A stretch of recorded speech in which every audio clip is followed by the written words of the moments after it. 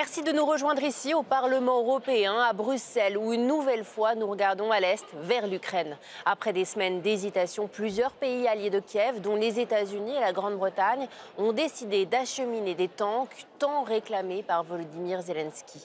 Mais les pays européens ne sont pas en reste. L'Allemagne a ainsi annoncé l'envoi de 14 chars Léopard. La Pologne en livrera 60 supplémentaires. Le Portugal et l'Espagne sont aussi disposés à fournir des blindés, mais également à participer à la formation des soldats ukrainiens pour leur utilisation. Les Pays-Bas, quant à eux, réfléchissent à l'envoi d'avions de chasse, les F-16. La course à l'armement des Ukrainiens s'accélère au risque d'une dangereuse escalade. La Russie menace, la Chine appelle à stopper la livraison d'armes. L'OTAN, l'Alliance Atlantique, se dit prête à un affrontement direct avec la Russie. La France reste prudente et ne s'est pas encore prononcée alors que Kiev aimerait recevoir les fameux chars Leclerc. Le président français Emmanuel Macron a dit ne pas exclure une livraison de blindés, mais ne veut pas fermer la porte aux négociations et à une issue du conflit par la voie diplomatique. Mais Paris fait presque figure d'exception. Alors sommes-nous à un tournant dans la guerre? L'Europe est-elle en train d'y entrer activement et de devenir un belligérant à part entière? Alors pour en débattre, sur notre plateau, deux eurodéputés, Róża Thun, députée polonaise du groupe Renew. Votre pays est un allié fidèle et constant de Kiev. Vous accueillez des millions de réfugiés et vous apportez un soutien militaire très actif à votre voisin ukrainien. Bonjour. Et face à vous, Emmanuel Morel, un eurodéputé français du groupe La Gauche. Vous êtes très inquiet de la tournure que prend cette guerre. L'envoi de chars lourds décidé par l'Allemagne, la Pologne, mais aussi d'autres pays comme l'Espagne ou le Portugal. Est-ce que ça entraîne forcément un basculement dans le conflit? Non, il faut pas souhaiter qu'il y ait un basculement dans le conflit. Mais le risque, vous venez de le souligner à l'instant, c'est l'escalade. On s'arrête où? Parce que jusqu'à maintenant, la position européenne était, je trouve, très équilibrée, consistant à dire, voilà, il y a un agresseur, un agressé. On aide l'agressé, c'est-à-dire l'Ukraine. On l'aide comment? On l'aide financièrement. Aujourd'hui, il y a près de 50 milliards d'euros qui ont été donnés directement aux Ukrainiens. Il y a l'aide humanitaire et il y a l'aide militaire. L'aide militaire, c'est quoi? C'est qu'on aide les Ukrainiens à se défendre par rapport à une agression. Ça, c'était la position européenne jusqu'à maintenant. Et moi, je souhaite qu'on en reste là. Parce que sinon, c'est quoi? Par exemple, on nous parle d'avions ou de missiles à longue portée. Mais ça veut dire quoi? Ça veut dire qu'on va frapper la Russie. Mais dans ce cadre-là, on change complètement la nature de la guerre. Ça veut dire que l'Europe rentre en guerre contre la Russie. Et là, vous voyez bien qu'on n'est plus du tout dans la même chose. Et je ne suis pas sûr que les opinions européennes soient volontaires pour qu'il y ait cette guerre-là, ce conflit-là. Donc il faut être très prudent. Et d'ailleurs, vous savez, il y a des débats. Regardez la ministre des Affaires étrangères allemande. Elle a eu une formule très maladroite. Elle a dit « l'Europe rentre en guerre contre la Russie ». Et tout de suite, M. Scholz, le chancelier allemand, l'a reprise en disant « non, c'est pas la... » Et même Washington, pourtant qui est quand même habitué de la rhétorique un peu va-t-en-guerre, même Washington a dit « attention, nous, encore une fois, on défend les Ukrainiens, on les aide à se protéger, mais en aucun cas on rentre en guerre contre la Russie. » Et moi, mon inquiétude, c'est ça. C'est-à-dire que je vois se développer une rhétorique de bout de feu, une rhétorique belliqueuse, alors même que l'Europe devrait aussi déployer d'énormes efforts diplomatiques pour essayer de trouver... C'est la position d'Emmanuel Macron qui va dans le bon sens. C'est la position de la France traditionnelle, et je la partage totalement, mais ça n'est pas que la position de la France, parce qu'en réalité, il y a des débats dans tous les pays européens, et même dans les pays de l'Est qui, forcément, naturellement, n'ont pas la même position que nous. Ils ont été confrontés dans leur chair, dans leur histoire, à l'agression russe. Même chez eux, il y a quand même un débat. C'est-à-dire que, parce que le risque, c'est quoi? C'est la Troisième Guerre mondiale. On n'en veut pas. Alors, Róża Thun, justement, vous avez alerté il y a très longtemps sur Vladimir Poutine, sur la Russie et le risque d'un conflit en Ukraine. Plusieurs pays ont donc annoncé leur volonté de livrer les blindés à Kiev. Concrètement, est-ce que ça va dans le sens que vous souhaitez? Et concrètement, comment ça va se passer? Est-ce qu'il y a un débat dans votre pays, comme le dit Emmanuel Morel, au sein de l'opinion publique?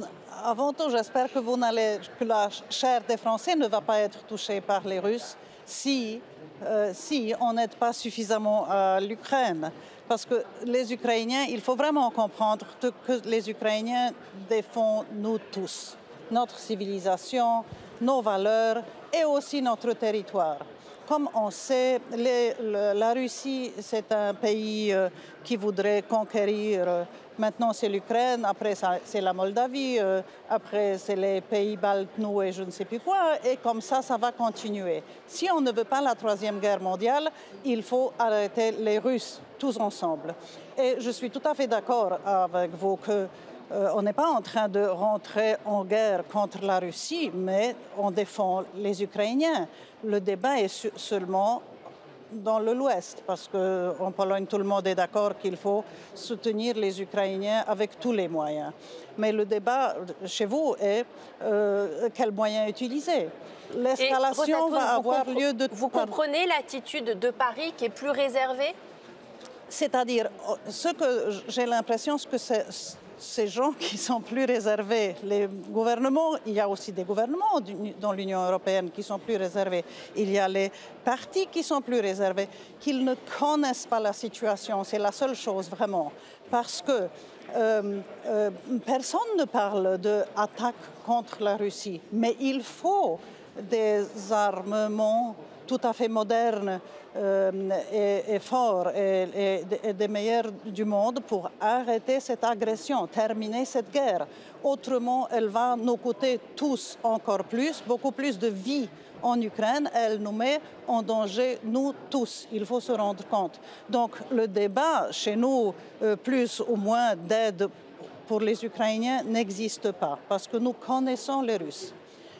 Chez vous, elle existe parce que vous avez l'impression qu'à 1000 km plus loin, c'est une telle distance que vous êtes, que vous n'êtes pas en danger, donc peut-être quand même un peu moins. Mais si on ne veut pas la Troisième Guerre mondiale, il faut arrêter les Russes maintenant. Et les Ukrainiens ne vont pas le faire sans notre aide, la plus forte ou la plus décisive possible. Emmanuel Morel, justement, vous entendez ce discours, la France qui annonce par ailleurs la livraison de canons César supplémentaires, mais qui reste dans une situation peut-être un peu plus timide que d'autres pays européens. La France, pays fondateur de l'Union européenne, doit-elle faire plus, annoncer plus? Mais ce n'est pas de la timidité, encore une fois. C'est de la prudence, c'est du recul. Et d'abord, on aide les Ukrainiens, parce que je ne peux pas laisser dire qu'on ne les aide pas. On les aide de façon colossale. Vous parlez de la France. On a livré des canons César 18, on en livre à nouveau 12. Le président avait, dès le mois de janvier, parlé d'envoi de chars AMX-10. Aujourd'hui, il y a un débat sur les chars Leclerc. Moi, je n'y suis pas favorable. Parce qu'on n'en a déjà pas beaucoup. Oui, c'est ça, parce qu'il y en a qui disent qu'on met en péril aussi nos stocks militaires et de défense stratégique. Mais en France, il y a 200... aujourd'hui aussi des achats. Oui, des achats en Europe alors, et en dehors de l'Europe, etc. Mais il faut aider aux Ukrainiens. Je redonne quand même les chiffres. Hein. L'aide militaire aujourd'hui, 40 milliards de dollars, c'est pas rien. On est aux côtés des Ukrainiens et on est bien conscient qu'il faut défendre l'Ukraine. Après, moi, je ne suis pas pour essentialiser. Je ne suis pas pour essentialiser. C'est-à-dire, le peuple russe n'est pas naturellement impérialiste. Le gouvernement de Vladimir Poutine l'est. Et notre adversaire, notre ennemi, c'est Vladimir Poutine. Ce n'est pas le peuple russe, oui, ce n'est pas la Russie. Et ce n'est pas parce que la France est à 2 ou 3 000 kilomètres de Moscou. Ça, c'est juste parce qu'on a une vision un peu éclairée des rapports de force internationaux. Et puis, il n'y a pas que la Russie qui est impérialiste dans le monde. Donc, je pense vraiment, là encore, il faut savoir raison garder. Mais la solidarité avec les Ukrainiens, elle est évidente. Et on en donne la preuve. Après, sur les armements modernes, c'est là qu'il y a le débat. Parce que vous nous dites qu'il faut des armes modernes. Mais je prends un exemple. Les missiles à longue portée, c'est-à-dire les missiles qui sont à plus de 100 km. Qu'est-ce que ça veut dire concrètement? Ça veut dire qu'on veut frapper la Russie sur le territoire russe? Non, sur le territoire... On veut frapper les Russes sur le territoire ukrainien. L'Ukraine, c'est un grand pays. Les Russes sont les autres... Non, mais c'est bien sûr cela. Et il ne faut pas nécessairement approcher les fronts. Il faut les armements modernes pour pouvoir les frapper de la distance et se défendre. Il faut se défendre de la distance. Ils ont ces armements et les Ukrainiens non. Là, les Ukrainiens demandent des chars, des avions, des missiles longue portée. Est-ce que aussi la prochaine étape, c'est l'envoi d'hommes? On est loin de là. On est en train d'entraîner les soldats ukrainiens. Et en plus, ils le font merveilleusement bien. Et là, je voudrais aussi changer un peu la langue. Ce n'est pas seulement que nous défendons les Ukrainiens, nous défendons nous-mêmes, nous défendons l'Union européenne. Et je suis désolée que les Russes, le peuple, souffre à cause de cette guerre, mais il n'y a pas d'autre possibilité pour arrêter ce gouvernement, si vous voulez, de faire les choses atroces qu'ils font. Et ces choses atroces, s'ils gagnent l'Ukraine, que je n'accepte pas cette idée même, s'ils gagnent l'Ukraine, ils ne vont pas s'arrêter là-bas. C'est pour cela que je voudrais qu'on parle de la défense des valeurs européennes que les Ukrainiens pratiquent aujourd'hui. C'est eux qui défendent la civilisation européenne pour laquelle on se bat tous, les droits de l'homme, la paix, etc. Et nous sommes obligés de leur aider autrement, on est tous en danger. Il y a une complexité aussi autour de la diversité des chars. Et ce qui nécessite, c'est une complexité aussi de formation pour les Ukrainiens, de se former sur les différents armements. Emmanuel Morel, est-ce qu'on ne paye pas là voilà, l'incapacité d'une armée à avoir une armée européenne et à avoir un char européen? Ça, on en est loin, hein, même s'il y a des projets, des discussions. Mais si on rentre dans la technique, par exemple. Parce qu'il ne s'agit pas juste d'envoyer des chars ou des armes. Non, mais prenons les chars américains, les chars Abrams. Ils fonctionnent pas. Ils ne vont pas être livrés tout de suite. Hein, ils ne vont pas être livrés tout de suite. Ils ne fonctionnent pas avec le même carburant que les autres chars. Ça nécessite une formation poussée. Donc là, on parle de plusieurs mois. Les chars Léopard, c'est un peu autre chose. Il y a aussi les chars qui étaient dans l'ancien Empire soviétique, qui restent en Europe de l'Est, qui sont plus faciles, mais qui sont plus vulnérables, etc., etc. Les chars Leclerc, par exemple, français, à supposer, j'y suis défavorable, qu'on en envoie, sont totalement différents à manier et à utiliser que les chars AMX, qui sont des chars beaucoup plus légers, mais évidemment plus vulnérables aussi. Donc ça, l'armement, c'est complexe. Ça demande de la formation, ça demande du temps. Et évidemment, moi je comprends les autorités ukrainiennes, chaque semaine nous font une nouvelle demande. Il nous faut des avions de combat, même les avions, c'est pareil, c'est compliqué, hein, parce qu'on ne va pas envoyer, si vous envoyez, je sais pas moi, un Mirage ou un F-16 comme ça, là, le pilote ukrainien, faut le former, il faut lui expliquer, donc tout ça prend du temps. Mais il ne faut pas laisser croire que l'Europe ne fait rien, au contraire, elle fait beaucoup. La question c'est, est-ce qu'il ne faut pas aussi d'un autre côté multiplier les efforts diplomatiques pour essayer d'entrevoir une voie au conflit. Parce que sinon, c'est quoi? C'est une guerre sans fin, c'est un carnage. Hein. Aujourd'hui, on parle de centaines de milliers de morts. Vous parliez à juste titre de la souffrance des Ukrainiens, mais aussi des Russes. Il y a des centaines, il y a des dizaines de milliers de Russes qui meurent. On oublie trop souvent le bilan humain derrière cette guerre. Je suis désolée, c'est eux qui sont agresseurs. Oui, bien sûr, mais vous savez, les jeunes conscrits russes qui sont envoyés par Vladimir Poutine... Mais c'est toujours encore eux qui sont agresseurs. Donc de toute façon, une guerre, c'est abominable. Et il y a déjà trop de morts. Je suis tout à fait d'accord. Donc ce qu'on doit faire, nous, Européens, c'est aussi déployer des efforts diplomatiques. Et je pense qu'on ne le fait pas assez. Et surtout, moi, je me méfie des rhétoriques belliqueuses qui ne prennent pas en cause les conséquences possibles de ça. Alors justement, Rosatoun, en armant l'Ukraine, finalement, comment on peut envisager... espérer une sortie du conflit? Tout le monde s'accorde à dire que ça sera par la voie diplomatique, mais comment on peut espérer cette sortie par la voie diplomatique? Est-ce que vous, cette voie diplomatique, pour l'instant, c'est pas l'option du moment? Ça ne va pas se passer par la voie diplomatique, je suis désolée. Ça va se passer seulement si l'Ukraine gagne la guerre. Et avec les Russes, malheureusement, la politique russe ou la classe politique russe, ils comprennent seulement le pouvoir. Vous connaissez cette fameuse question de Staline, je crois. Combien de divisions a le pape quand on lui a dit que peut-être il faudrait parler au pape? Il a combien de divisions? C'est la seule langue qu'il comprend. Et les Ukrainiens doivent gagner la guerre. Si nos systèmes sont trop divers, je suis d'accord. D'abord, les Ukrainiens sont déjà entraînés aujourd'hui. Ils apprennent ça dans une vitesse impressionnante pour tous ceux qui les entraînent. Et ça, je le sais. Puis, ça montre que nous devons nous organiser mieux en avenir et penser à notre système de défense européen ou peut-être dans l'OTAN, n'est-ce pas?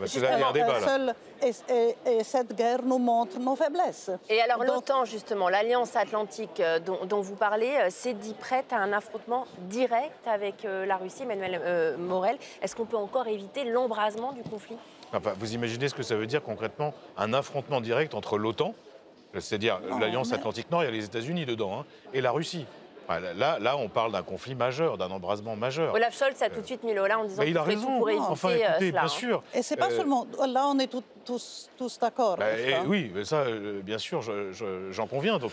Donc, j'en reviens à la question de la diplomatie. Il faut quand même qu'il y ait des dirigeants européens qui, d'ores et déjà, alors même que nous sommes engagés aux côtés de l'Ukraine, essayent d'entrevoir ce que pourraient être les portes de sortie.